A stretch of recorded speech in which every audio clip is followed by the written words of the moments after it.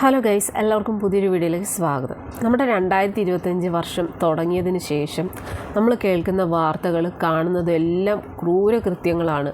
അതിന് പിന്നാലെ കഴിഞ്ഞ ദിവസം വെഞ്ഞാറമൂട് ഉണ്ടായ ഒരു സംഭവം, 23 വയസ്സുകാരൻ സ്വന്തം കുടുംബത്തിലെ തന്നെ 5 ആൾക്കാരെ, അതിൽ ഒരു പെൺ സുഹൃത്താണ്, ബാക്കി അവൻ്റെ കുടുംബത്തിലെ തന്നെ ആൾക്കാരെ അതിക്രൂരമായിട്ട് കൊലപ്പെടുത്തിയൊരു വാർത്ത നമ്മളെല്ലാം ഒരുപാട് നടുക്കിയൊരു വാർത്ത തന്നെയാണ്.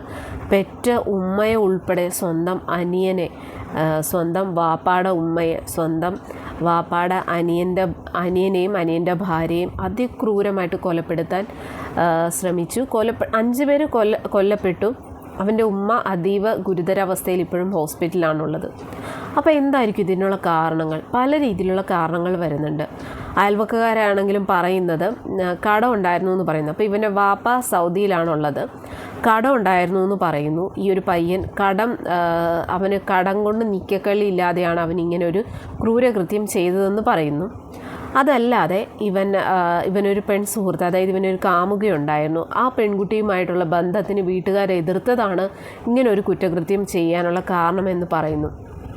അതിനെക്കാട്ടൊക്കെ ഉപരി ഇവനൊരു മയക്കുമരുന്നിന് അടിമയാണ് എന്ന് പോലീസുകാരുടെ പ്രാഥമികമായിട്ടുള്ള റിപ്പോർട്ടിൽ നിന്ന് നമുക്കറിയാൻ കഴിയുന്നത്. അപ്പോൾ ശരിക്കും പറഞ്ഞു കഴിഞ്ഞാൽ 23 വയസ്സ് പ്രായമുള്ളൊരു പയ്യൻ ഒരു ദാക്ഷിണ്യോ ഇല്ലാതെ അവൻ്റെ കൂടപ്പറപ്പുകളെ തന്നെ അതിക്രൂരമായിട്ട് കൊലപ്പെടുത്തി. സ്വന്തം ഉമ്മ, സ്വന്തം അനിയൻ, സ്വന്തം വാപ്പാടെ ഉമ്മ, അതുപോലെ തന്നെ അവൻ്റെ ബന്ധുക്കളായിട്ടുള്ള 2 പേര് അതിക്രൂരമായിട്ട്. അതിലവൻ്റെ ഉമ്മ മാത്രമേ ഇപ്പോൾ രക്ഷപ്പെട്ടിട്ടുള്ളൂ. പക്ഷേ അവർ അതീവ ഗുരുതരാവസ്ഥയിലാണ്. 13 വയസ്സ് മാത്രം പ്രായമുള്ള അവൻ്റെ പൊന്നാര അനിയനെ വരെ അവൻ അതിക്രൂരമായിട്ട്, ഇവൻ കൊലപ്പെടുത്തിയ ആ ഒരു രീതി, അതാണ് നമ്മളെല്ലാം ഞെട്ടിക്കുന്നത്. ചുറ്റിക ഉപയോഗിച്ച്, അതും പുതിയ ചുറ്റിക ഇതിനു വേണ്ടിയിട്ട് അവൻ വാങ്ങി ചുറ്റിക ഉപയോഗിച്ചിട്ടാണ് ഇത്രയും വലിയ ഒരു കൊടും ക്രൂരത അവൻ ചെയ്തത്. അപ്പോൾ ശരിക്കും പറഞ്ഞു കഴിഞ്ഞാൽ ഇത് മയക്കുമരുന്ന് ഉപയോഗിച്ചതുകൊണ്ട് മാത്രമാണോ? ഒരു പരിധിവരെ മയക്കുമരുന്നും ഇതിന് കാരണമായേക്കാം. കാരണം മയക്കുമരുന്ന് ഉപയോഗിച്ച് കഴിയുമ്പോഴത്തേക്കും മാനസിക നില തെറ്റും. പിന്നീട് നമ്മുടെ സമൂഹത്തിൽ ഇപ്പോൾ ഇറങ്ങുന്ന കുറേയധികം സിനിമകൾ, ഇതുപോലുള്ള ദുരന്തങ്ങൾക്ക് സിനിമകളും ഒരു കാരണമല്ലേ? അതിന് മെയിൻ ഉദാഹരണം എന്ന് പറയുന്ന മാർക്കോ എന്ന് പറയുന്ന സിനിമ, ഈ കഴിഞ്ഞിടെ ഇറങ്ങിയ മാർക്കോ, പണി, ഇങ്ങനെയുള്ള സിനിമകളൊക്കെ നല്ല രീതിയിലുള്ള വയലൻസ് ഉള്ള സിനിമകളാണ്. ഇങ്ങനെയുള്ള സിനിമകളൊക്കെ നമ്മുടെ ഇപ്പോഴത്തെ കാലഘട്ടത്തിലെ വളർന്നു വരുന്ന തലമുറയൊക്കെ നല്ല രീതിയിൽ ബാധിക്കും. കാരണം ഇതുപോലുള്ള സിനിമകളൊക്കെ കാണുമ്പോഴത്തേക്കും അതുപോലുള്ള കുറ്റകൃത്യങ്ങൾ ചെയ്യാനായിട്ട് പ്രേരിപ്പിക്കപ്പെടും.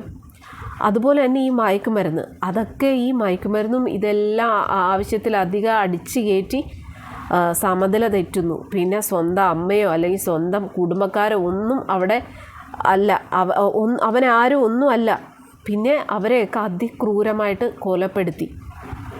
അപ്പോൾ ശരിക്കും പറഞ്ഞാൽ സ്നേഹിച്ച കാമുകിയെ അടക്കം അതിക്രൂരമായിട്ടാണ്, അതായത് ഇവൻ കൊലപ്പെടുത്തിയ ആ ഒരു രീതിയാണ് നമുക്ക് ഭയങ്കരമായിട്ട് ഭയാനകമായിട്ട് തോന്നുന്നത്. ചുറ്റിക കൊണ്ട് സ്വന്തം അനിയനെയൊക്കെ ഉണ്ടല്ലോ, ഇവൻ ആ ഒരു ചുറ്റിക കൊണ്ട് അടിച്ചിട്ട് അനിയൻ്റെ ഒരു കണ്ണില്ല. കാരണം ഇവരെ ഹോസ്പിറ്റലിലേക്ക് കൊണ്ടുപോയ ആംബുലൻസ് ഡ്രൈവർ പറയുന്ന ചില വെളിപ്പെടുത്തലുകൾ കേൾക്കുമ്പോൾ ഉണ്ടല്ലോ നമ്മളൊക്കെ ഞെട്ടിപ്പോവാണ്. അതായത് ഇവൻ്റെ അനിയൻ, ഇവൻ പുന്നാരമായിട്ട്, ഇവൻ ഭയങ്കര സ്നേഹത്തോടു കൂടി കൊണ്ടുനടന്നാണ് ഇവൻ്റെ അനിയനെ എല്ലാം മേടിച്ചു കൊടുക്കുകയൊക്കെ ചെയ്യുന്നതായിരുന്നു ഇവൻ്റെ അനിയൻ. ഇവൻ ഈ ചുറ്റിക കൊണ്ട് ഇതേ രീതിയിൽ ആക്രമിച്ചിട്ട് ആ ഒരു കുഞ്ഞിൻ്റെ കണ്ണില്ലായിരുന്നു എന്ന്. അതുപോലെ തന്നെ ഇവൻ്റെ പെൺ സുഹൃത്ത്, അതായത് ഇവൻ്റെ കാമുകി, ആ ഒരു പെൺകുട്ടിയുടെ മുഖം നല്ല രീതിയിൽ വികൃതമാക്കിയിട്ടുണ്ടായിരുന്നു. തലയ്ക്കാണ് ചുറ്റിക കൊണ്ട് അടിച്ചിരിക്കുന്നത്. അതുപോലെ തന്നെ മുഖത്തൊക്കെ നല്ല രീതിയിലുള്ള വികൃതമാക്കിയിരുന്നു. ഇവൻ്റെ അനിയൻ്റെ ആയിക്കോട്ടെ അല്ലെങ്കിൽ ഈ പെൺ സുഹൃത്തിൻ്റെ ആയിക്കോട്ടെ, ഉമ്മയുടെ അവസ്ഥയൊക്കെ വളരെയധികം തലയ്ക്കാണ് അടിച്ചിരുന്നത്. അപ്പോൾ ശരിക്കും പറഞ്ഞാൽ എന്താണ് ഇതിനുള്ള കാരണം?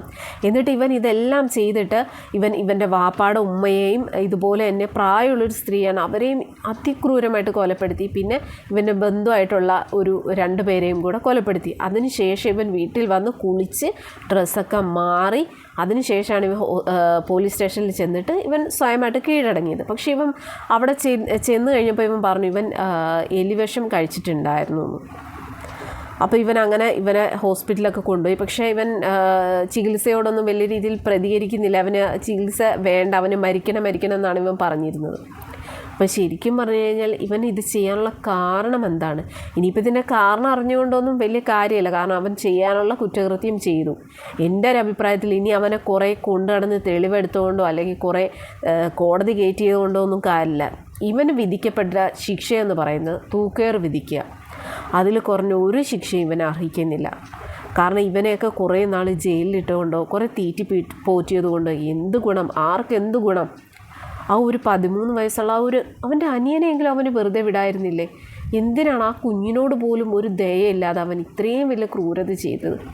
അതാണ് ഞാൻ പറഞ്ഞത്, മയക്കുമരുന്ന്. ഒന്നാമത്തെ കാര്യം ഇതിനൊക്കെ ഒരു കാരണം എന്ന് പറയുന്ന മയക്കുമരുന്ന്. അതുപോലെ തന്നെ ഇപ്പോൾ ഇറങ്ങുന്ന ഒരുപാട് വയലൻസ് നിറഞ്ഞ സിനിമകൾ, ഇതൊക്കെ ഒരു കാരണങ്ങൾ തന്നെയാണ്. കാരണം നമ്മുടെ ഈ ഒരു 2025 ഈ വർഷം ഇങ്ങോട്ട് തുടങ്ങിയിട്ട് കേരളത്തിൽ നമ്മൾ കേൾക്കുന്ന വാർത്തകൾ, അതും ദുരന്ത വാർത്തകൾക്ക് ഒരറുതിയും ഇല്ല. ഓരോ ദിവസവും ഇതുപോലെ ഞെട്ടിക്കുന്ന രീതിയിലുള്ള വാർത്തകൾ പുറത്തു വന്നുകൊണ്ടിരിക്കുകയാണ്. ഒന്നല്ലെങ്കിൽ നമ്മുടെ നിയമവ്യവസ്ഥ മാറണം. ഇതുപോലുള്ള ക്രൂരകൃത്യങ്ങൾ ചെയ്യുന്നവരെ അതിക്രൂരമായിട്ട് തന്നെ ഇതേ രീതിയിൽ തന്നെ തൂക്കിക്കൊല്ലണം. അങ്ങനെയുള്ള നിയമം വരണം.